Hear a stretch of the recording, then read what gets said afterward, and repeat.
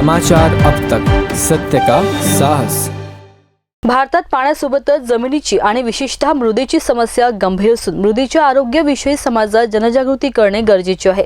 तसेच भारतीय शेतीत विशेषतः विदर्भातील काळ्या मृदेचे महत्त्व आणि त्याचे सुयोग्य नियोजन व्हावे यासाठी भारतीय कृषी अनुसंधान परिषद अंतर्गत राष्ट्रीय मृदा सर्वेक्षण आणि भूमी उपयोग व नियोजन ब्युरोच्या वतीने 21 ते 23 फेब्रुवारी दरम्यान 3 दिवसीय शाश्वत शेतीसाठी मृदा परिसंस्थेसाठी तांत्रिक सेवा योजना या विषयावर राष्ट्रीय सेमिनारचे राष्ट्रीय मृदा सर्वेक्षण आणि भूमी उपयोग व नियोजन ब्युरो अमरावती रोड नागपूर येथे आयोजन करण्यात आले। या सेमिनाराचे उद्घाटन HC गिरीश IFS वॉटरशेड विकास विभाग कर्नाटक यांच्या हस्ते करण्यात आले।